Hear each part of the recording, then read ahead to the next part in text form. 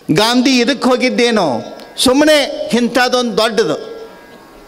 ನಾವೊಬ್ಬ ಗಾಂಜಾ ಸೇದ್ಕೋತ ಕುಂದಿರ್ತಿದ್ದ ಅವನಿಗೆ ಏನೋ ಮನಿ ಮಠ ಏನು ವ್ಯಸನಗಳು ಎಷ್ಟು ಬುದ್ಧಿಗೆಡ್ತನ ಮಾಡ್ತೀರಿ, ಬ್ಯಾಡೋ ಇಂಥ ಗಾಂಜಾದ ವ್ಯಸನ ನಿನ್ನ ಜೀವನ ಹಾಳಾಕತಿ ಅಂತಂದಾಗ ಸ್ವಾಮಿಗಳು ಚಲೋ ತಂಗಿ ಓದ್ಕೋರಿ ಅಂದವು.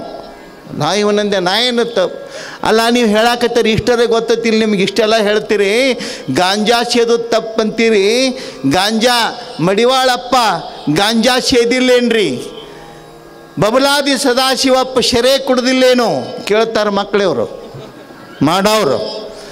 ಸದಾಶಿವಪ್ಪ ಕುಡ್ದದ್ದು ಏನ್ರಿ?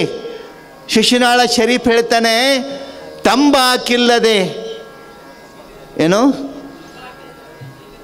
ತಂಬಾಕಿಲ್ಲದೆ ಬತ್ತಿ ಸೇದಿರಬೇಕು, ನೀರಿಲ್ಲದೆ ಜಳಕ ಮಾಡಿರಬೇಕು. ಎಷ್ಟು ಅದ್ಭುತ! ಚಿಲಿಮಿ ಸೇತ್ತೀಯ ಸೇದು, ತಂಬಾಕಿಲ್ಲಾರ್ದಂಗೆ ಸೇದುತ್ತಾರೆ. ಯಾವ ನಿಮ್ಕಿಂತ ಮುಂದಿನವಿರ್ಬೇಕಂತಾರ ಅವ್ರು, ಹೌದಿಲ್ರಿ? ತಂಬಾಕಿಲ್ಲದೆ ಬತ್ತಿ ಸೇದಿರಬೇಕು, ನೀರಿಲ್ಲದೆ ಜಳಕ ಮಾಡಿರಬೇಕು. ನೀರಿಲ್ಲದೆ ಹೆಂಗೆ ಜಳಕ ಮಾಡಕ್ಕೆ ಬರ್ತೈತೆ ರೀ? ನೀವು ಅನ್ಬೋದು. ಸ್ವಾಮಿಗಳು ಅವ್ರು ಹೇಳೋವರಕ ನೀವರೇ ಒಂದಿಟ್ಟು ವಿಚಾರ ಮಾಡ್ರಲ್ಲ, ಬರ್ತದ ರೀ? ನೀರಿಲ್ಲಾರ್ದ ಜಳಕ ಮಾಡಕ್ಕೆ ಬರ್ತೈತೇನೋ? ಬರ್ತೈತಿ.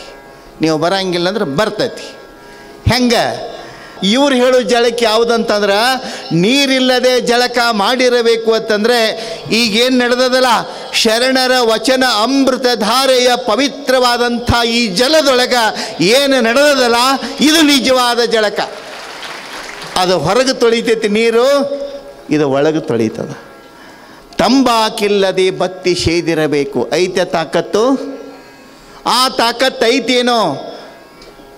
ಮಡಿವಾಳಪ್ಪ ಏನು ಬೇಕಾದ್ದು ಮಾಡ್ತಿದ್ದ ತನ್ನ ಶಕ್ತಿಯಿಂದ.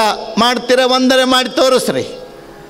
ನಾನು ಇಂಥ ಹರಟೆ ಮಾತುಗಳನ್ನು ಮಾತಾಡೋರಿಗೆ ಒಂದು ಮಾತು ಹೇಳೋಕ್ಕೆ ಇಷ್ಟಪಡ್ತೀನಿ. ದೊಡ್ಡವರ ಹೆಸರನ್ನು ಸಣ್ಣತನಕ್ಕೆ ಬಳಸ್ಕೋಬೇಡ್ರಿ. ದೊಡ್ಡವರ ವ್ಯಕ್ತಿತ್ವದೊಳಗೆ ಒಂದು ನಯಾ ಪೈಸಾ ಆದರೂ ನಿನಗೆ ಮಾಡೋಕ್ಕೆ ಸಾಧ್ಯ ಇತ್ತಂದ್ರೆ ನೀನು ಮಾಡು, ಅದನ್ನು ನಾನು ಒಪ್ತೀನಿ. ಮಾತಾಡಬಾರ್ದು ಅಂಥವ್ರ ಬಗ್ಗೆ. ಅವರ ನಿಲುವೇನು, ಅವರ ನಡೆದ ದಾರಿ ಏನು, ಏನೆಲ್ಲವನ್ನು ಮಾಡ್ತಕ್ಕಂಥ ಶಕ್ತಿ ಅವರಿಗಿತ್ತು.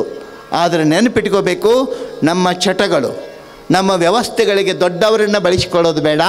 ಆದರೆ ಇಲ್ಲಿ ಬಸವಣ್ಣ 2 ಮದುವೆ ಆಗಿದ್ದ ಅಂತ ಒಂದೇ ಅಂದ್ಕೊಳ್ಳೋದು ಬೇಡ. ಆದರೆ ಸಂದರ್ಭ ಏನು, ಅವರ ಬದುಕು ಹೇಗಿತ್ತು, ಹೆಂಡತಿಯನ್ನು ತಾಯಿ ಅಂತ ತಿಳಿದು ನಡೆಯುವಂಥ ಪ್ರಜ್ಞೆ ಇದ್ದರೆ, ಅಂಥ ಒಂದು ಪ್ರಾಮಾಣಿಕತೆ ನಿನ್ನಲ್ಲಿದ್ದರೆ, ಆಗ ಉಳಿದವ್ರು ಬೇಡ ಅಂದರು ನಾನು ಒಪ್ತೀನಿ. ಅದನ್ನು ಉಳಿದವ್ರು ಒಪ್ಪಲಿಕ್ಕೆ ಅಷ್ಟೇ ಹೋಯ್ತು, ನಾನು ಒಪ್ತೀನಿ. ಅಂಥ ವ್ಯಕ್ತಿತ್ವ ಇರಲಾರದೆ ಇನ್ನೊಬ್ಬರ ದೊಡ್ಡವರ ಹೆಸರನ್ನು ತಂದು ಎಲ್ಲಿಯೋ ಜೋಡಿಸುವಂಥ ಕೆಲಸವನ್ನು ಖಂಡಿತವಾಗಲೂ ಯಾರೂ ಮಾಡಬೇಡ್ರಿ. ಮಹಾ ದೊಡ್ಡ ವ್ಯಕ್ತಿಗಳವರು. ದೊಡ್ಡವರ ನಿಲುವನ್ನು ನೋಡ್ರಿ. ಬಸವಣ್ಣನವರನ್ನು ತಿಳಿಬೇಕಾದ್ರೆ ಸ್ವಾಮಿ ವಿವೇಕಾನಂದರು ಒಂದು ಮಾತು ಹೇಳ್ತಿದ್ರಂತೆ. ಸ್ವಾಮಿ ವಿವೇಕಾನಂದರನ್ನು ಭಾರತೀಯರು ತಿಳಿಬೇಕಾದ್ರೆ ಹೆಂಗೋ ಏನೋ ಗೊತ್ತಿಲ್ಲ, ಆದರೆ ಒಂದಂತೂ ಸತ್ಯ, ಸ್ವಾಮಿ ವಿವೇಕಾನಂದನನ್ನು ಸಂಪೂರ್ಣವಾಗಿ ತಿಳಿಬೇಕಾದ್ರೆ ಮತ್ತೊಬ್ಬ ಸ್ವಾಮಿ ವಿವೇಕಾನಂದನೇ ಹುಟ್ಟಿ ಬರಬೇಕು ಅಂತ ಹೇಳ್ತಿದ್ರು. ಹಂಗೆ ಬಸವಣ್ಣನವರನ್ನು ಪೂರ್ತಿಯಾಗಿ ಅರ್ಥೈಸ್ಕೊಳ್ಬೇಕಾದ್ರೆ, ಬಸವಣ್ಣನ ನಿಲುವನ್ನು ಸರಿಯಾಗಿ ತಿಳಿಬೇಕಾದ್ರೆ ಮತ್ತೊಮ್ಮೆ ನಾವು ಬಸವಣ್ಣನವರ ಆಗಿಯೇ ಆ ನಿಲುವನ್ನು ನೋಡಬೇಕಾಗ್ತದ. ಆ ಸಂದರ್ಭದೊಳಗೆ ಇವತ್ತು ನೀವೆಲ್ಲ ಆ ಬಸವಣ್ಣನವರನ್ನು ಕುರಿತು ಕಾಣ್ತಿರಲ್ಲ, ಆ ಮದುವೆ ಸಂದರ್ಭಗಳು ಆಕಸ್ಮಿಕವಾದಂಥವುಗಳು. ನೋಡ್ರಿ, ಬಸವಣ್ಣನವರು ಗಂಗಾಂಬಿಕೆಯನ್ನು ನೀಲಾಂಬಿಕೆಯನ್ನು ಮದುವೆ ಆಗ್ತಿದ್ದ ಹಾಗೆ ಮಹಾಮಂತ್ರಿ ಆಗ್ತಾರೆ. ಎಷ್ಟು ಬದಲಾವಣೆಗಳು ಬರ್ತಾವೆ ಅವ್ರ ಜೀವನದೊಳಗೆ. ನಮ್ಮ ಹೆಣ್ಮಕ್ಳು ಯಾರು ಇದ್ರ ಅಂದ್ರೆ ಅಲ್ಲಿ ಏನು ಹೇಳ್ತಿದ್ರು ಗೊತ್ತನ್ರಿ? ಏನಿತ್ರಿ ಒಂದು ಮೊದಲ ಹೇಳ್ತಿರ್ತಾರೆ, ಮದುವೆಯಾಗಿ ಬಂದವ್ರನ್ನ ಕೇಳಬೇಕು. ಯವ್ವ ನಾ ಮದುವೆಯಾಗಿ ಬಂದಾಗ ಏನು ಮಣ್ಣು ಸುಡುಗಾಡಿದ್ದಿದ್ದಿಲ್ಲ ಇದ್ರ ಬಾಳೆಕ್ಕೆ, ಏನು ನಾ ಬನ್ನಿ ಮನ್ಯಾಗ ಕಾಲಿಟ್ನಿ, ನನ್ನ ಕಾಲ್ಗುಣ ಇಷ್ಟೆಲ್ಲ ಆತು ಅಂತಿರ್ತಾರಿಲ್ರಿ. ನಿಮ್ಮ ಊರಾಗ ಅನ್ಲಿಕ್ಕಿಲ್ಲ, ಬೇರೆ ಊರಾಗಾರ ಕೇಳಿರಿಲ್ಲ ನೀವು ಅಂತಿರ್ತಾರೆ. ನಾ ಬಂದು ಕಾಲಿಟ್ಟ ಮೇಲೆ ಇದು ಎಲ್ಲ ಆಯಿತು ಅಂತ ಹೇಳಿ ಆ ಮನ್ಯಾಗ ಕೆಲಸ ಮಾಡ್ತಿರ್ತಾನೆ ಆಳ ಮನುಷ್ಯನ ಕೇಳ್ರಿ, ನಾವು ಹೇಳ್ತಾನೆ ಏನಿತ್ರಿ ಈ ಮನ್ಯಾಗ?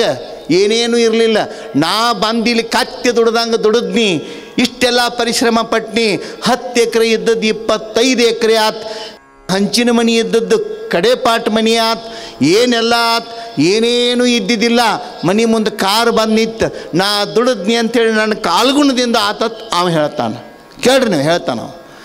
ಆಮೇಲೆ ಇವನ್ನ ಕೇಳ್ರಿ, ಇವಂತಾನ ಮೊದಲು ಏನೂ ಇರಲಿಲ್ಲ ರೀ, ನಮ್ಮ ಅಪ್ಪ ಏನು ಒಂದು ಈಟು ಎಲ್ಲ ಕುಡಿದು ಮಾಡಿ ಎಲ್ಲ ಮೆಟ್ಟಿಗೆ ಹೆಚ್ಚಿದ್ದ, ನಾ ಏನು ಕೈಯಾಗ ತೊಗೊಂಡು ಇಷ್ಟೆಲ್ಲ ಮಾಡಿ ನೋಡ್ರಿ ಏನೂ ಇರಲಿಲ್ಲ ಇವ ಹೇಳ್ತಾನೆ. ಯಾರ್ದು ಕರೆ ರೀ? ಯಾರ್ದು ಕರೆ? ನನ್ನ ಕಾಲ್ಗುಣದಿಂದ ಆತ್.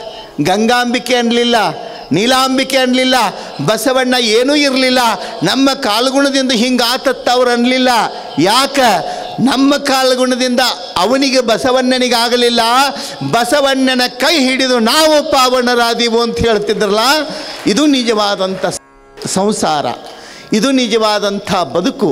ಅಂಥ ಬದುಕನ್ನು, ಅಂಥ ಅರ್ಥವಂತಿಕೆಯನ್ನು ಬದುಕ್ತಾರೆ. ಭಾಳಷ್ಟು ಸಲ ನಾವು ಏನು ಮಾಡ್ತೀವಿ ಗೊತ್ತೇನ್ರಿ? ಏನ್ರಿ ಚಲೋ ಆತಂದ್ರೆ ನಾ ಮಾಡಿನಿ ಅಂತ ಆತು. ನಾ ಪಂಚಾಯತಿಗೆ ಏನು ಬನ್ನಿ, ಆಮೇಲೆ ಕೆಲಸ. ಅಲ್ಲಿ ತನಕ ಏನೂ ಆಗಿದ್ದಿಲ್ಲ. ಹೇಳ್ತೀವಿಲ್ರಿ, ನಾ ಮಾಡಿನಂತ ಆತು, ಇರ್ಲಿಕ್ಕಂದ್ರೆ ಏನೂ ಇರಲಿಲ್ಲ. ಏನ್ರಿ ಕೆಡ್ತಂದ್ರೆ ಹೇಳಿನ್ರಿ ಅವನಿಗೆ ಬ್ಯಾಡತ್ತ, ಕೈಯಾಗ ಕಡ್ಡಿ ಕೊಟ್ಟು ಹೇಳಿ, ಕೇಳಲಿಲ್ಲ ಮಗ, ಕಿಡಿಸ್ಕೊಂಡು ಕೊತ್ತ, ಬೇರೆದವ್ರ ಮೇಲೆ ಹಾಕಿ ಕೊಲ್ಲ ಆಗಿಬಿಡೋದ್ರಿ. ಮನೆಯೊಳಗೆ ಅಜ್ಜಿ ಮೊಮ್ಮಗನ ಮೇಲೆ ಭಾಳ ಪ್ರೀತಿ. ನೋಡ್ರಿ ನೀವು, ಬಹುತೇಕ ಮನೆಯೊಳಗೆ ಅಜ್ಜಿಗಳು, ಆಯಿಗಳು ಮೊಮ್ಮಕ್ಕಳಂದ್ರೆ ಜೀವ ಬಿಡ್ತಾರ ಅವ್ರು. ಏನ್ರಿ? ಅಷ್ಟು ಪ್ರೀತಿ ಮೊಮ್ಮಕ್ಕಳ ಮೇಲೆ. ಹಂಗೆ ಒಂದು ಮೊಮ್ಮಗನ ಒಟ್ಟ ತೆಳಗಿಳಿಸ್ತಿರ್ಲಿಲ್ಲ. ಒಟ್ಟು ಅದು ಸಾಲಿಂದ ಬತ್ತಂದ್ರೆ ಆಕೆ ಬೆಳತ್ತಿದ್ದಿಲ್ಲ ಅದನ್ನು, ಅಷ್ಟು ಇದನ್ನು ಮಾಡ್ತಿದ್ದಳು. ಅದು ಮುಂಜಾನೆ ಎದ್ದು ಓಡಾಡೋದು ಮಾಡೋದು ಅವಾಗ ಎಷ್ಟು ಚಂದಾತ್. ನಾನು ಇಷ್ಟೆಲ್ಲ ಕಟ್ಟುಪಟ್ಟಿನಂತೆಲ್ಲ ಚಂದ ಆತ್. ಸೊಸಿ ಚಲೋ ಬಂದಳು, ಮಗ ಶಾಣೆ ಆದ, ಮೊಮ್ಮಗ ಹೊಡಿತು, ಎಷ್ಟು ಚಂದ ಹೊಡಿತು, ನಂದಿದತ್ತು ಆ ಗೊಂಗಿನಾಗ ಹಾಕಿ ಮಾಡ್ತಿದ್ದಳು. ಏನಾಯಿತು? ನನ್ನಿಂದ ಆಯಿತು ಅಂತ ಹೇಳ್ತಿದ್ದಳು. ಆದರೆ ಏನಾಯಿತು? ಎತ್ಕೊಂಡು ಅಡ್ಡಾಡ್ತಿದ್ದಳಲ್ಲ, ಸಾಲಿಗೆ ಹೋಗೋ ಟೈಮ್ ಬಡ ಬಡ ಜಳಕ ಮಾಡಿಸಿ ಹುಡುಗಗೆ ಬಟ್ಟೆ ಹಾಕಿ ಸಜ್ಜು ಮಾಡಿ ಸಾಲಿಗೆ ಕಳಿಸೋ ಹೊತ್ತಿಗೆ ಹಿಂಗೇನು ಸಾಲಿಗೆ ಹೋಗಂತ ಹೇಳಬೇಕು, ಒಂದು ಹೆಜ್ಜೆ ಎತ್ತಿ ಮುಂದಿಡಕ್ಕೆ ಬರಲಾರ್ದಂಗೆ ಆಯಿತು ಕೂಸಿಗೆ. ಒಮ್ಮಿಂದ ಮೇಲೆ ಅಳಾಕತ್ತಳು ಆಯಿ, ಏನಾಯ್ತು ನನ್ನ ಕೂಸಿಗೆ, ನನ್ನ ಮೊಮ್ಮಗೆ ಏನಾಯಿತು? ಅವಾಗ ದೇವರನ್ನ ಇಷ್ಟು ಬೇದಳಕಿ ಅಂತಾಳ, ನನ್ನ ಮೊಮ್ಮಗ ನಾನು ಈ ಮನೆಯೊಳಗೆ ಎಷ್ಟು ಚಂದಿದ್ದೀವಿ. ಆ ದೇವರಿಗೆ ಸರಿ ಬರಲಿಲ್ಲ ಅವನ ಮನಸ್ಸಿಗೆ. ದೇವರಿಗೆ ಓದ ಮಣ್ಣು ಕೊಡಲಿ, ಮಣ್ಣು ಕೊಡ್ತಾರೆ. ಸಿಕ್ಕಿಲ್ಲ ಅವ, ಇವ್ರ ಕೈಯಾಗ ಸಿಕ್ಕಿದ್ರೆ ಅವನೇನು ಬಿಡ್ತಿದ್ದಿಲ್ಲ. ನನಗೆ ಆಮೇಲೆ ಗೊತ್ತಾಯ್ತು ಯಾಕೆ ಸಿಕ್ಕಿಲ್ಲ ಇವ್ರಿಗೆ ಅಂದ್ರೆ, ಸೇಫಾಗಿರೋ ಸಂಬಂಧ ದೂರ ಉಳ್ಕೊಂಡ್ರೆ ಅವ. ಸಿಕ್ಕರೆ ಏನಾಕೈತೆ ನನ್ನ ಹಣೆ ಬರ ಅನ್ನೋದು ಅವನಿಗೂ ಗೊತ್ತದ. ಅವಾಗ ಆಕಿ ಬೇದಳು ದೇವರಿಗೆ ಅಂದಳು ಒಂದಿಲ್ಲ, ಏನು ತಿಳಿತೈತಿ ಎಲ್ಲ ಬೇದಳು. ಮತ್ತು ದೇವ್ರು ಬೇಯಿಸ್ಕೊಳ್ಳೋಕೆ ಇರೋದು ಏನ್ರಿ ಅಂತಿರ್ತಾರೆ ನೋಡ್ರಿ.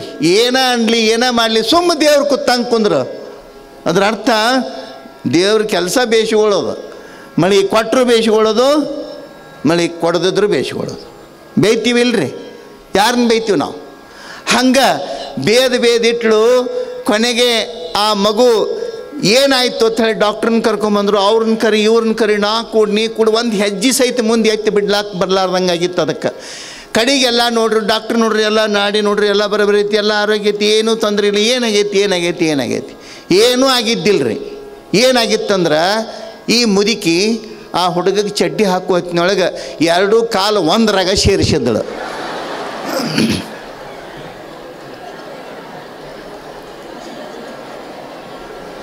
ಏನು ಮಾಡಿದ್ದಳ್ರಿ? ಆ ಹುಡುಗನ ಕಾಲ 2 ಒಂದ ಇದ್ರೊಳಗೆ ಸೇರಿಸಿ, ಅದು ಮತ್ತು ಇನ್ನು ಹೆಂಗೆ 2 ಒಂದರಾಗ ಸೇರಿಸಿದ್ರೆ ನಡೆಯಕ್ಕೆ ಹೆಂಗೆ ಬರ್ತೈತೆ ರೀ? ಮಾಡಿದ್ದು ತಾನು, ಬೇದದ್ದು ದೇವ್ರನ್ನ. ಹಿಂಗಿರ್ತೈತ್ರಿ ತಗದ. ಅದಕ್ಕೆ ದೇವ್ರು ಅನ್ನೋದು ನಾವು. ಯಾಕೆ ಅಂದದ್ದನಿಸಿಗೋತಾನು, ನೈವೇದ್ಯ ಹಿಡಿದದ್ದು ತಗೋತಾನು. ಅದು ಹಸಿ ಬಿಸಿ ಇರಲಿ ಹೆಂಗಾರೆ ಇರಲಿ, ನಾವೇನು ಕೊಡ್ತೀವಿ ಅಂತ ತಗೋತಾನೆ. ಅದಕ್ಕೆ ದೇವ್ರು ಅನ್ನೋದು ಅಂತಿರ್ತಾರೆ ನೋಡ್ರಿ. ದೇವ್ರ ಮೇಲೆ ಭಾರ ಹಾಕ್ರಿ. ಯಾರೋ ಒಬ್ರು ಹಿಂಗೆ ಹೇಳಿದ್ದಕ್ಕೆ ಮನ್ಯಾಗ ಆರಾಮಿರ್ಲಾರ್ದಕ್ಕೆ ದೇವ್ರ ಮೇಲೆ ಭಾರ ಹಾಕ್ರಿ. ಡಾಕ್ಟ್ರು ಅಂದರು ನೋಡ್ರು, ಔಷಧ ಇಂಜೆಕ್ಷನ್ ಎಲ್ಲ ಕೊಟ್ಟರು, ನಂದು ಏನಂತ ನಾ ಮಾಡೀನಿ, ದೇವ್ರ ಮೇಲೆ ಭಾರ ಹಾಕ್ಯವ ಅಂತಂದ್ರೆ ಅವರು. ಆಕೆ ಹೇಳೋದಟ್ಟ ಮನೆಗೆ ಬಂದು ದೊಡ್ಡ ಕಲ್ಲು ತೊಗೊಂಬಂದಳ್ರಿ ಆಕೆ. ದೊಡ್ಡದು ನೆಗುಲಾರ್ದ ಕಲ್ಲು ತೊಗೊಂಡು ಬಂದು ದೇವ್ರ ಮೇಲೆ ಇಟ್ಳು. ಯಾಕಂದ್ರೆ ಅವ್ರು ಹೇಳ್ಯಾರ ದೇವ್ರ ಮೇಲೆ ಭಾರ ಹಾಕ.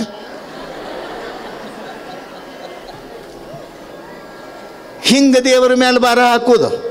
ಹಿಂಗಾದ್ರೆ ಆ ದೇವ್ರ ಗತಿ ಏನ್ರಿ? ದೇವರ ಮೇಲೆ ಭಾರ ಹಾಕೋದಂದ್ರೆ ದೊಡ್ಡ ಕಲ್ಲು ತಂದು ಎತ್ತಿ ಬಿಡೋದಲ್ಲ. ದೇವರ ಮೇಲೆ ಭಾರ ಹಾಕೋದಂತಂದರೆ ನನಗೆ ಎಲ್ಲವೂ ಸುಳ್ಳು, ನನ್ನ ಕಷ್ಟಗಳಿಗೆ ಪರಿಹಾರ, ನನ್ನ ಕಷ್ಟದೊಳಗೆ ನನ್ನನ್ನು ಹೂವು ಎತ್ತಿದಂಗೆ ಎತ್ತಿ ಜೋಪಾನ ಮಾಡ್ತಕ್ಕಂಥವ ನೀನೊಬ್ಬನೇ ಅಂಥೇಳಿ ಸಂಪೂರ್ಣ ಭರವಸೆ ಇಡೋದೇನಲ್ಲ, ಅದು ಭಾರ ಹಾಕೋದು ಹೊರತು ಇನ್ನು ಉಳಿದದ್ದಲ್ಲ. ಉಳಿದದ್ದನ್ನು ಮಾಡಬಾರದು. ಆ ಹಿನ್ನೆಲೆಯೊಳಗೆ ಬಸವಣ್ಣನವರ ಧರ್ಮ ಪತ್ನಿಯರಾಗಿ, ಪತ್ನಿ ಪತಿ ಪತ್ನಿ ಅಂತ ಹೇಳ್ತೀವಿ ನಾವು, ಅಂತೀವಿಲ್ರಿ? ಪತಿ ಪತ್ನಿ ಅಂದರೆ ಗಂಡ ಹೆಂಡತಿ. ಈ ಪತಿ ಪತ್ನಿ, ಪತ್ನಿ ಆದವಳು ಏನು ಮಾಡ್ತಾಳೆ?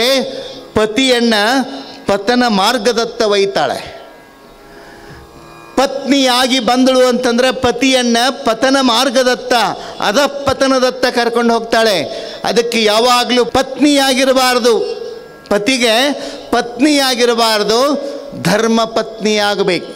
ಧರ್ಮ ಪತ್ನಿ ಅಂತ ಹೇಳ್ತಾರೆ ನೋಡ್ರಿ. ನೀವು ಪರಿಚಯ ಮಾಡುವ ಹೊತ್ತಿನೊಳಗೆ ಎಲ್ಲ ಹೇಳ್ತಾನೆ, ಮಕ್ಕಳದು ತಂದು ಹೇಳ್ತಾನೆ, ಇವರು ನಮ್ಮ ಮನೆಯವ್ರಿ ಅಂತ ಹೇಳ್ತಾರೆ. ಹೆಣ್ಮಕ್ಳನ್ನ ತೋರಿಸಿ ಏನಂತಾರೋ? ನಮ್ಮ ಮನೆಯವ್ರಿ, ನಮ್ಮ ಮನೆಯಕ್ರಿ, ನಮ್ಮ ಧರ್ಮ ಪತ್ನಿ. ಈಗ ಏನರ ಇಲ್ಲಿ ಕಾರ್ಯಕ್ರಮಕ್ಕೆ ಒಂದಿಷ್ಟು ಏನರ ಕೊಡಪ್ಪ ಅಂತಂದು ಕೂಡಲೇ ಮನೆಯವ್ರನ್ನ ಕೇಳ್ತೇನೆ ರೀ ಅಂತ. ಮನೆಯವ್ರನ್ನ ಒಂದು ಮಾತು ಕೇಳ್ತೇನೆ ರೀ, ಅದರ ಕೊಡ್ತೀನಿ. ಅವ್ರ ಮನೆಯವ್ರು, ನೀನು ಅವ್ರ ಮನೆಯವ್ರು ಆದರೆ ನೀವು ಹೊರಗಿನವ್ರು ಆಗಿಬಿಟ್ರಿ. ಆದರೆ ಇಲ್ಲಿ ಯಾವ ರೀತಿ ಒಳಗೆ ಪತ್ನಿಯಾಗಿ ಬರೋದಲ್ಲ, ಧರ್ಮ ಪತ್ನಿ ಆಗಬೇಕು. ಧರ್ಮ ಪತ್ನಿ ಆದವಳು ಪತಿಯನ್ನು ಧರ್ಮ ಮಾರ್ಗದತ್ತ ಕರೆದೊಯ್ತಾಳೆ. ಪತ್ನಿಯಾಗಿ ಬರುವವಳು ಪತಿಯನ್ನು ಅಧಃಪತನದತ್ತ ಕರ್ಕೊಂಡು ಹೋಗ್ತಾಳೆ, ಮನೆಯನ್ನು ಮೆಟ್ಟಿಗೆ ಹಚ್ತಾಳೆ. ಆ ಕಾರಣಕ್ಕೆ ಕೇವಲ ಪತಿ ಪತ್ನಿ ಸಂಬಂಧ ಅಂತ ಹೇಳಬಾರ್ದು, ಅದಕ್ಕೊಂದು ಪವಿತ್ರವಾದಂಥ ವ್ಯವಸ್ಥೆ ಅದ, ಅದಕ್ಕೊಂದು ಮರ್ಯಾದಿತ ಗೌರವಯುತವಾದಂಥ ವ್ಯವಸ್ಥೆ ಅದ. ಅಂಥ ಒಂದು ವ್ಯವಸ್ಥೆಯನ್ನು ನೋಡ್ರಿ, ಪತಿ ಪತ್ನಿ ಸಂಬಂಧವನ್ನು, ಸತಿಪತಿಗಳ ಸಂಬಂಧವನ್ನು, ದಾಂಪತ್ಯದ ಸಂಬಂಧವನ್ನು ಇಡೀ ಪ್ರಪಂಚದೊಳಗೆ ಅತ್ಯಂತ ಪೂಜ್ಯನೀಯ ಭಾವನೆಯೊಳಗೆ, ಅತ್ಯಂತ ಗೌರವದ ಭಾವನೆಯೊಳಗೆ ಕಾಣೋದಷ್ಟೇ ಅಲ್ಲ, ಆ ರೀತಿಯೊಳಗೆ ನಡೆಯುವಂಥ ವ್ಯವಸ್ಥೆ ಪ್ರಪಂಚದೊಳಗೆ ಯಾವುದಾದ್ರೂ ರಾಷ್ಟ್ರದೊಳಗಿದ್ದರೆ ಅದು ನನ್ನ ಹೆಮ್ಮೆಯ ಭಾರತದೊಳಗೆ ಮೊಟ್ಟ ಮೊದಲನೇದ್ದು ಅಂತಕ್ಕಂಥದ್ದು ಅಭಿಮಾನ ಪಡೋದು. ನೋಡ್ರಿ, ಅಂಥ ಒಂದು ಪವಿತ್ರ ಸಂಬಂಧ, ಅದನ್ನು ನಾವು ಪೂಜ್ಯ ಭಾವನೆಯಿಂದ ಕಾಣಬೇಕು, ನಿಕೃಷ್ಟವಾಗಿ ಕಾಣಬಾರ್ದು. ಹೆಣ್ಣು ಹೆಂಡತಿ ಅಂಥೇಳಿ ಕೀಳಾಗಿ ತುಚ್ಛಾಗಿ ಕಾಣಬಾರ್ದು. ಅವೇನಳ್ರಿ ಗಂಡ ಅಂಥೇಳಿ ಆ ರೀತಿಯೊಳಗೆ ಹಗುರವಾಗಿ ನೋಡಬಾರ್ದು. ಇಬ್ಬರಲ್ಲಿ ಇಷ್ಟು ಒಂದು ಪೂಜ್ಯನೀಯ ಭಾವನೆ ಇರಬೇಕಲ್ಲ, ಒಂದು ಗೌರವದ ಭಾವನೆ ಇತ್ತು ಅಂತಂತಂದ್ರೆ ಅಲ್ಲಿ ಬಹಳ ಬೆಲೆ ಇರ್ತದೆ, ಗೌರವ ಇರ್ತತಿ, ಕಿಮ್ಮತ್ತಿರ್ತತಿ. ಆ ಗೌರವದ ಭಾವನೆಯಿಂದ ನಡ್ಕೋಬೇಕು. ಅಂತಹದ್ದೇ ರೀತಿಯೊಳಗೆ ಸಂಬಂಧವನ್ನು ಉಳಿಸ್ಕೊಳ್ಬೇಕು ಅನ್ನತಕ್ಕಂಥ ಒಂದು ಹಿನ್ನೆಲೆಯೊಳಗೆ ಇಲ್ಲಿ ಗಂಗಾಂಬಿಕೆ, ನೀಲಾಂಬಿಕೆ ಬಸವಣ್ಣನವರ ಆಚಾರ ಪತ್ನಿಯರಾಗಿ, ವಿಚಾರ ಪತ್ನಿಯರಾಗಿ, ಧರ್ಮ ಪತ್ನಿಯರಾಗಿ ನಡೀತಾರೆ ಅನ್ನತಕ್ಕಂಥದ್ದು. ಆ ಹಿನ್ನೆಲೆಯೊಳಗೆ ಇಲ್ಲಿ ಬಸವಣ್ಣನವರು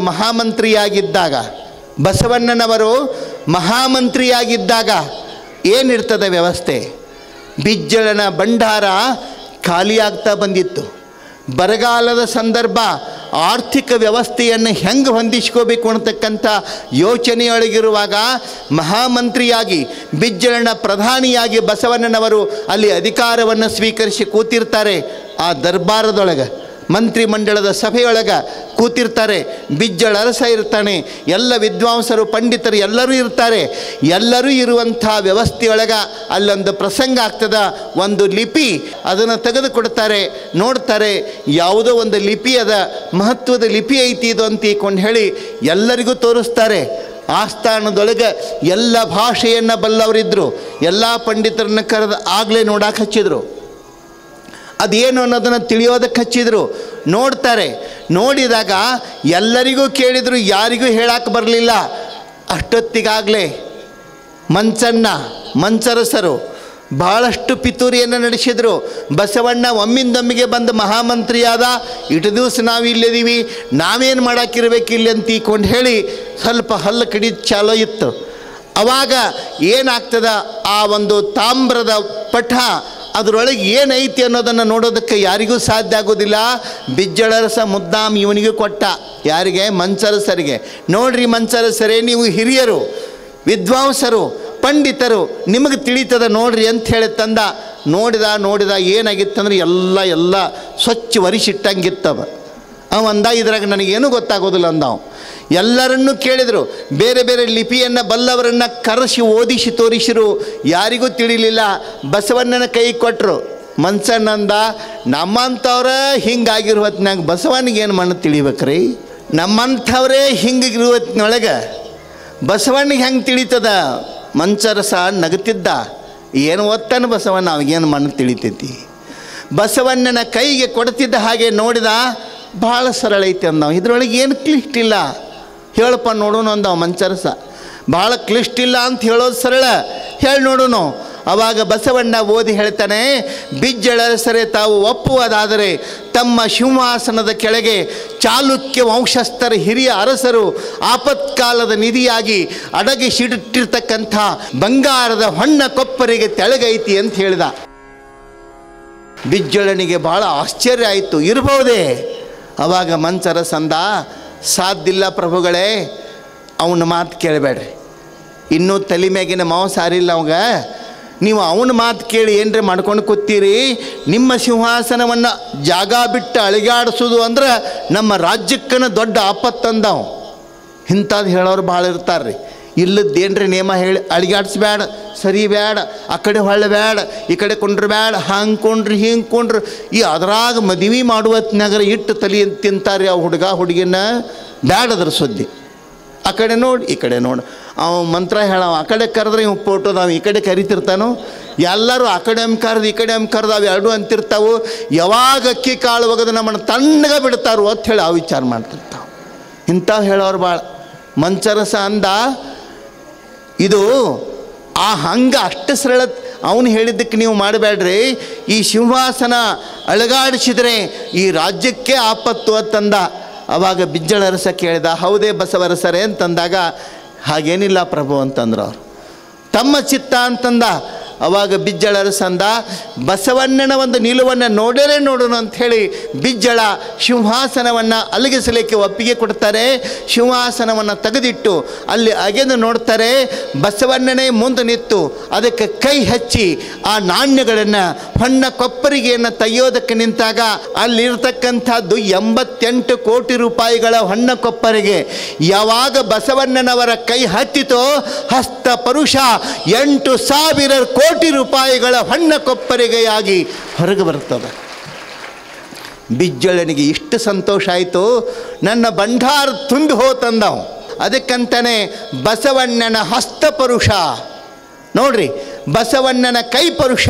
ಕೆಲವೊಬ್ಬರು ಮುಟ್ಟಿದರೆ ನೋಡ್ತಿರ್ತೀರಿ, ಒಬ್ಬೊಬ್ಬರ ಕೈ ಹತ್ತಿದರೆ ಅಲ್ಲಿ ಬೆಳೀತದ. ಪ್ರಸಾದ ಇರ್ಬೋದು, ನಿಮ್ಮ ಹೊಲ ಇರ್ಬೋದು, ಒಬ್ಬೊಬ್ಬರ ಕಡೆಯಿಂದ ಕರೆದು ಪೂಜಾ ಮಾಡಿಸಿ ಬೀಜ ಬಿತ್ತೀರಿ. ನೀವು ಮಳ್ಳದಿರೇನು? ರೈತ ಮಳ್ಳದಾನ? ರೈತಗೆ ಗೊತ್ತದ ಯಾವ ಕೈ ಹತ್ತಿದರೆ ನನ್ನ ಹೊಲ ಹುಲಸಾಗ್ತದೆ ಅನ್ನೋದು. ಅದನ್ನು ತಿಳಿದಿರ್ತಕ್ಕಂಥ ರೈತ ಅರ್ಥೈಸಿಕೊಂಡು ಕೆಲಸ ಮಾಡ್ತಾನೆ. ಒಂದೊಂದು ಕೈ ಹತ್ತಿದರೆ ನೋಡ್ರಿ, ಪೂಜ್ಯರನ್ನು ಕರೀತಾರೆ, ಬುದ್ಧಿ ನಿಮ್ಮ ಹಸ್ತದಿಂದ, ಲಿಂಗ ಹಸ್ತದಿಂದ ಬೆಳೀಲಿ, ನಿಮ್ಮ ಕೈ ಮುಟ್ರಿ. ಸಣ್ಣ ಮಕ್ಕಳನ್ನ ಆ ಪೂಜ್ಯರ ಲಿಂಗವನ್ನ ಪೂಜಿಸಿದ ಹಸ್ತ ಮಗುವಿಗೆ ಮುಟ್ಟಿದರೆ ನನ್ನ ಮಗು ಪಾವನ ಅನ್ನುವಂಥ ಭಾವ ಏನೈತ್ಲ, ಅದು ಭಾಳ ದೊಡ್ಡದು, ಅದು ಭಾಳ ದೊಡ್ಡದು.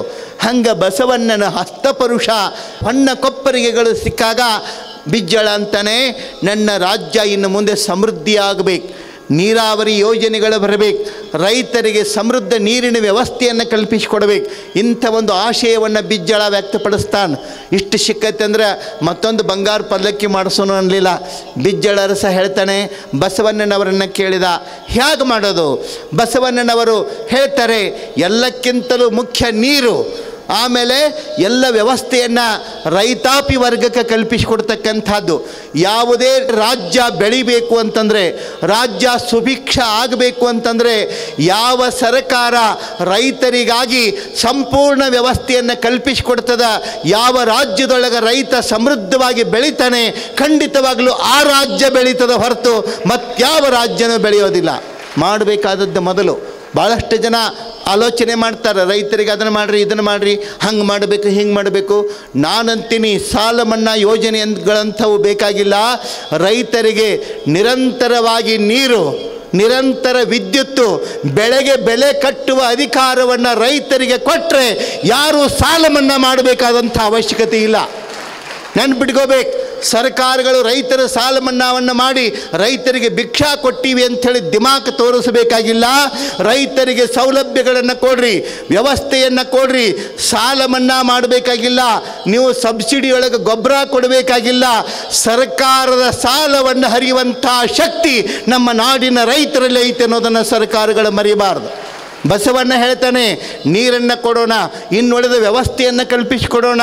ರೈತ ಬೆಳೆದ್ರೆ ನಮ್ಮ ನಾಡು ಸಮೃದ್ಧ ಆಗ್ತದೆ ಅಂತಕ್ಕಂಥದ್ದು.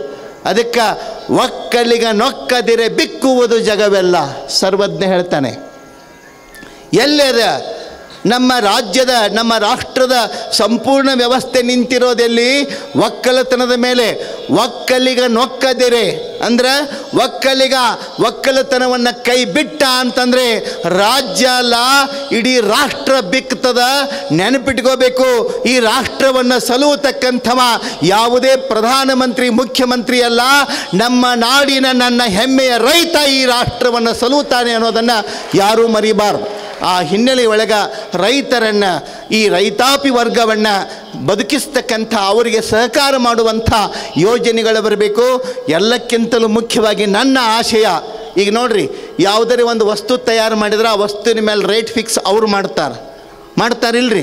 ವಸ್ತು ತಯಾರಾತಂದ್ರೆ ಅದರ ಮೇಲೆ ರೇಟ್ ಹಚ್ಚಿಡ್ತಾರೆ. ಅದನ್ನು ನಿರ್ಧಾರ ಮಾಡೋ ಅಧಿಕಾರ ಅವ್ರಿಗಿರುವ ಹೊತ್ತಿನೊಳಗೆ ನಾನು ಬೆಳಿಬೇಕಾದ್ರೆ ಎಷ್ಟು ಖರ್ಚಾಗ್ಯದ ಅನ್ನೋದನ್ನು ರೈತನಿಗೆ ಗೊತ್ತಿರ್ತದೆ, ಏನು ಕಷ್ಟ ಆಗಿರ್ತೈತೆ ಅನ್ನೋದು ರೈತಗೆ ಗೊತ್ತಿರ್ತದೆ. ಏನೂ ಬೇಕಾಗಿಲ್ಲ, ಬೆಳೆಗೆ ಬೆಲೆ ಕಟ್ಟುವ ಅಧಿಕಾರವನ್ನು ರೈತರಿಗೆ ಕೊಟ್ಟು ನೋಡ್ರಿ, ಈ ರಾಜ್ಯದ ದಿಶೆನೇ ಬದಲಾಗ್ತದೆ. ಏನೂ ಬೇಡ, ಯಾರ ಭಿಕ್ಷೆನೂ ಬೇಡ. ಯಾರು ತಪ್ಪು ತಿಳ್ಕೊಳ್ಬಾರ್ದು, ನಾನು ಸಾಲ ಮನ್ನಾಕ್ಕೆ ವಿರೋಧ ಇದ್ದೀನಿ ಅಂತ ಕೊಂಡೇಳಿ. ನಾನು ಹಂಗೆ ವಿರೋಧ ಮಾಡೋಕತ್ತಿಲ್ಲ. ಆರ್ಥಿಕವಾಗಿ ರೈತರನ್ನು ಸಬಲ ಮಾಡೋಕ್ಕೆ ಏನು ಯೋಜನೆಗಳನ್ನ ಮಾಡ್ತಿರೋ ಮಾಡಿರಿ, ಇದು ಯಾವೂ ಬೇಕಾಗಿಲ್ಲ. ನೋಡ್ರಿ, 46,000 ಕೋಟಿ 48,000 ಕೋಟಿ ಅಂತ ಹಣವನ್ನು ಹಿಂಗೆ ಇಡೋ ಬದಲಿ ಆ ಹಣವನ್ನು ಒಂದು ಶಾಶ್ವತ ನಿಧಿಯಾಗಿ 1,00,000 ಕೋಟಿ ರೂಪಾಯಿಗಳನ್ನು ಶಾಶ್ವತ ನಿಧಿಯಾಗಿಟ್ಟು ರೈತರ ಬೆಳೆಗೆ ಯೋಗ್ಯ ಬೆಲೆಯನ್ನು ಕೊಡುವಂಥ ತೀರ್ಮಾನವನ್ನು ತಗೊಂಡು ಬಿಟ್ಟರೆ ಸಾಕು. ಏನೆಲ್ಲ ರೈತ ಬದುಕ್ತಾನೆ ಅನ್ನೋದ್ರೊಳಗೆ ಎರಡು ಮಾತಿಲ್ಲ. ಭಾಳ ಮಂದಿ ಹೇಳ್ತಿರ್ಬೇಕು, ಇಲ್ಯಾಕೆ ಸ್ವಾಮಿಗಳು ರೈತರ ಸಲುವಾಗಿ ಯಾವಾಗಾರ ಇರ್ತಾರೇನೋ ಅಂಥೇಳಿ. ಎಲ್ಲೇ ರೈತರಿಗೆ ಸಂಕಷ್ಟ ಇರಲಿ, ಕೇಳ್ರಿ ನೀವು, ರೈತರ ಹೋರಾಟ ಎಲ್ಲೇ ಇರಲಿ, ನಾನು ಎಂಥ ಒತ್ತಡ ನನ್ನ ಮೇಲೆ ಒಂದೊಂದು ಸಲ ಸ್ವಾಮಿಗಳು ಬಂದ್ರೆ ನೋಡ್ರಿ ಅಂತ ತಿಳ್ಕೊಂಡು ಕೇಳಿದವ್ರಿಗೆ ಚಾಲೆಂಜ್ ಮಾಡಿ ಹೋಗಿ ನಿಂತು ರೈತರ ವೇದಿಕೆಯ ಮೇಲೆ ನಿಂತು ರೈತರಿಗಾಗಿ ಹೋರಾಟ ಮಾಡೋದಕ್ಕೆ ನಾನು ಯಾವತ್ತೂ ಸಜ್ಜದೀನಿ. ಏನು ಬೇಕಾದಾಗಲಿ ಅದು ನಾನು ಸಜ್ಜದೀನಿ. ಯಾರು ನನ್ನ ಜೈಲಿಗೆ ಓದಾಕ್ತಾರೆ ಹಾಕಲಿ, ಎಲ್ಲಿಡ್ತಾರೆ ಇಡಲಿ, ನಾವರೇನು ಮಠದಾಗ ಚಲೋ ಇರ್ತೀವಿ, ಮಠದಾಗೂ ಒಂದು ನಮೂನಿ ಜೈಲಿನಾಗ ಇದ್ದಂಗೆ ಇರ್ತೀವಿ. ಹೌದಿಲ್ರಿ? ಸೇವಾದವ್ರು ಕರೆದ ಮೇಲೆ ನಮ್ಮ ಊಟ ಅವ್ರು ತಂದು ನೀಡಿದ ಮೇಲೆ ಉಣ್ಣೋದು, ಅವ್ರು ಕೊಟ್ಟಾಗನೇ ನಾವು ನೀರು ಕುಡಿಯೋದು. ಇರ್ಲಿಕ್ಕೆ ನಮಗೆಲ್ಲಿ ಇರ್ತೈತಿ? ನೋಡ್ರಿ, ಅಲ್ಲಿ ಬರ್ತೀವಿ, ಅಲ್ಲಿ ಕೊಡ್ರಿ, ನಮಗೇನಾಗೋದೈತಿ? ಇಲ್ಲಿದ್ರು ಸೈ, ಅಲ್ಲಿದ್ರು ಸೈ, ಎಲ್ಲದಕ್ಕೂ ಸೈ ನಾವು. ಆ ಕಾರಣಕ್ಕೆ ರೈತರ ಬದುಕನ್ನು ಒಳ್ಳೆಯದಾಗಿಸುವತ್ತ ಬಸವಣ್ಣ ಚಿಂತನೆ ಮಾಡ್ತಾನೆ. ನಮ್ಮ ನಾಡಿನ ರೈತರಿಗಾಗಿ ಮೊಟ್ಟ ಮೊದಲು ಮಿಡಿದ ಮಹಾಜೀವ ಅದು ಬಸವಣ್ಣ ಅನ್ನೋದು ನಮ್ಮ ಹೆಮ್ಮೆ ಅಂತಕ್ಕಂಥ ಮಾತನ್ನು ಈ ಸಂದರ್ಭದೊಳಗೆ ಹೇಳೋದ್ರ ಮುಖಾಂತರ ಇಂಥ ಅದ್ಭುತವಾದಂಥ ವ್ಯವಸ್ಥೆಯೊಳಗೆ ಒಂದು ಮಾತನ್ನು ಹೇಳ್ತಾರೆ ಬಸವಣ್ಣವರು. ಬಸವ ಬಾರಯ್ಯ ಮರ್ತ್ಯ ಲೋಕದೊಳಗೆ ಮತ್ತೆ ಭಕ್ತರುಂಟೆ ಹೇಳಯ್ಯ. ಮತ್ತಾರು ಇಲ್ಲ, ನಾನೊಬ್ಬನೇ ಭಕ್ತ. ಮತ್ತಾರು ಇಲ್ಲ, ನಾನೊಬ್ಬನೇ ಭಕ್ತ ಅಂತಿದ್ದ ಹಂಗನೆ ಎಲ್ಲರೂ ಅಂದರು, ಬಸವಣ್ಣಗೂ ನಿಶೆ ಏರ್ತಳ್ರಿ ಅಂದ್ರೆ ಅವ್ರು. ನಾನೊಬ್ಬನೇ ಭಕ್ತ ಅಂತಂದ್ರೆ ಎಷ್ಟ್ರಿ ಬಸವಣ್ಣಂದು, ಹಿಂಗ್ಯಾಕೆ ಹೇಳ್ತಾನೆ ಅನ್ನುತ್ತಿದ್ದ ಹಾಗೆ ಮುಂದೆ ಹೇಳ್ತಾನೆ ಬಸವಣ್ಣ, ನಾನೊಬ್ಬನೇ ಭಕ್ತ, ಮಿಕ್ಕವರೆಲ್ಲರೂ ಜಂಗಮ ಲಿಂಗ, ನೀನೇ ಕೂಡಲ ಸಂಗಮ ದೇವ ಅಂತಕ್ಕಂಥ ಮಾತು ಹೇಳ್ತಾನೆ. ನಾನೊಬ್ಬನೇ ಭಕ್ತ, ಇನ್ನುಳಿದವರೇನು? ಇನ್ನುಳಿದವರು ಭಕ್ತರಲ್ಲ. ನನ್ನ ದೃಷ್ಟಿಯೊಳಗೆ ಸಾಕ್ಷಾತ್ ಸಂಗಮನಾಥನ ರೂಪದಲ್ಲಿರುವ ಗುರುಲಿಂಗ ಜಂಗಮ ಸ್ವರೂಪರು ನನಗೆ ಅಂಥೇಳಿ ಬಸವಣ್ಣ ಕೈ ಮುಗಿತಾನೆ. ಇದು ಬಸವಣ್ಣನ ಭಕ್ತಿ, ಇದು ಬಸವಣ್ಣನ ವ್ಯಕ್ತಿತ್ವ. ಈ ಒಂದು ವ್ಯವಸ್ಥೆ ನಡೆದಾಗ ಬಸವಣ್ಣನವರಿಗೇನೋ ಸೂಕ್ಷ್ಮ ಅಹಂಕಾರ ಬಂತೇನೋ ಅಂಥೇಳಿ ಕೆಲವು ಮಂದಿಗೆ ಭಾಸ ಆಯಿತು. ಬಸವಣ್ಣನವರ ನಿಲುವನ್ನು, ಬಸವಣ್ಣನವರ ಬಣ್ಣನೆಯನ್ನು, ಬಸವಣ್ಣನವರ ವ್ಯಕ್ತಿತ್ವವನ್ನು ನಾಡಿಗೆ ಪರಿಚಯಿಸುವುದಕ್ಕಾಗಿ ಒಂದು ಮಹಾ ವ್ಯಕ್ತಿ, ಮಹಾಯೋಗಿ ಬರ್ತಾನೆ ಕಲ್ಯಾಣಕ್ಕೆ. ಅಲ್ಲಮ ಪ್ರಭು ಕಲ್ಯಾಣಕ್ಕೆ ಬರುವಂಥ ಸಂದರ್ಭ ಅಲ್ಲಿ ಏನು ನಡೀತದ ಅನ್ನೋದನ್ನು ನಾಳೆಗೆ ನೋಡೋಣ.